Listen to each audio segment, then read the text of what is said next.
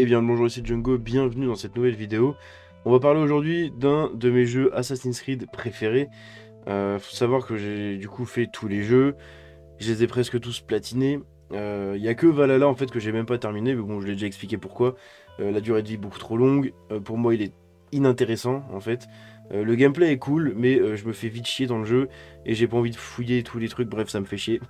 J'ai pas envie de passer 150 heures sur un jeu comme ça. Bref. Donc Assassin's Creed c'est l'une de mes licences jeux vidéo que je kiffe le plus en fait tout simplement. Je pense qu'elle est pas loin de devenir l'une de mes préférées. Bref, dans tous les Assassin's Creed, il y en a beaucoup que j'ai adoré. Il y a notamment pour moi, c'est celui avec lequel j'ai découvert la licence, c'est le 2. Du coup Assassin's Creed 2 je pense que c'est mon Assassin's Creed préféré. Juste après il y a Black Flag. Et juste après, vous avez, je pense, à égalité Unity et Assassin's Creed 3. Alors le 3, ça peut surprendre des gens, mais oui, j'ai adoré Assassin's Creed 3. Déjà parce que voilà, comme je l'ai dit plusieurs fois, je suis fan d'histoire. Je suis vraiment un passionné d'histoire. Et je suis très passionné en fait du 18e siècle, donc des années 1700. Et je suis éduqué en fait depuis que je suis tout petit par la propagande pardon, américaine, on va dire ça comme ça. Et du coup, me faire un jeu sur la, sur la guerre d'indépendance américaine en étant passionné d'histoire. Bref, il y a un espèce de wombo combo qui s'est fait dans ma tête et j'ai adoré le jeu. Bref, putain, je tergiverse toujours. On n'est pas là pour parler de ça. Aujourd'hui, on va parler d'Assassin's Creed Black Flag. Il y a peut-être un remake qui est en cours, mais vous allez voir, c'est assez rigolo. L'un de nos jeux Assassin's Creed préférés serait en train d'être remaké. Assassin's Creed 4 Black Flag semble avoir un remake au début du développement. Black Flag, qui est considéré par beaucoup, y compris nous, comme l'un des meilleurs jeux Assassin's Creed, aurait un remake au début du développement. Ubisoft Singapour est à la tête du développement du remake, selon deux sources anonymes parlant à Kotaku. Alors pour ceux qui n'ont pas fait le rapprochement, Ubisoft Singapour, c'est ceux qui font Skull and Bones. Skull and Bones, à la base, c'était un DLC d'Assassin's Creed 4 qui était censé sortir en jeu, donc en standalone. Sauf que du coup, ils sont partis sur l'idée d'en faire un jeu complet. Il y a eu beaucoup de soucis, il y a eu beaucoup de problèmes. Bref, on est presque 10 ans après et il est toujours pas sorti. Bon, vous avez l'historique déjà. Mais c'est assez rigolo parce qu'en fait, moi je me demande si ce remake du coup de Black Flag, c'est pas le baroud d'honneur en fait de Skull and Bones.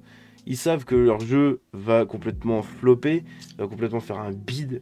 Ils vont se faire défoncer parce que de toute façon, quoi qu'il se passe, ils vont se faire défoncer pour ce jeu.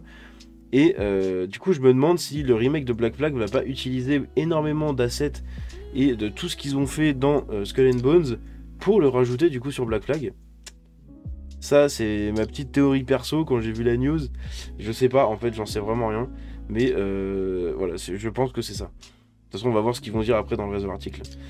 Ubisoft Singapour est à la tête du développement du remake selon deux sources anonymes parlant à Kotaku, je l'ai déjà dit. Le rapport indique que le projet en est encore à ses premiers stades et ne sera pas terminé avant au moins quelques années. Et note qu'Ubisoft Singapour, la division qui a pris en charge le combat naval de la série depuis son introduction dans Assassin's Creed 3, est fortement impliquée dans le remake.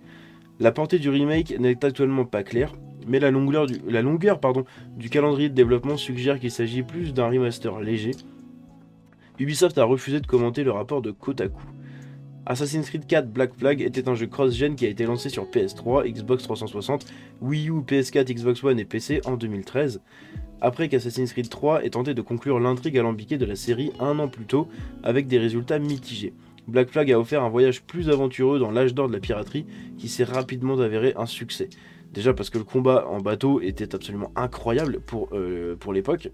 On avait des phases dans l'eau, évidemment on pouvait pas plonger où on voulait, mais il y en avait suffisamment quand même et des très très grosses zones aquatiques du coup et sous-marines.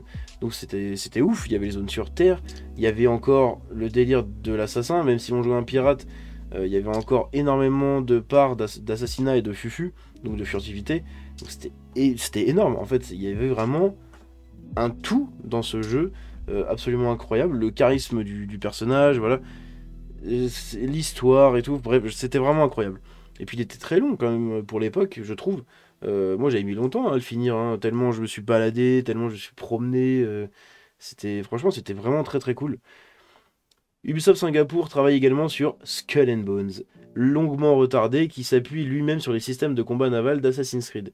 Selon le rapport de Kotaku, le studio force actuellement tous les développeurs à travailler au bureau plutôt qu'à distance et de plus longues heures pourraient être à l'horizon alors que la production de jeux en difficulté se poursuit.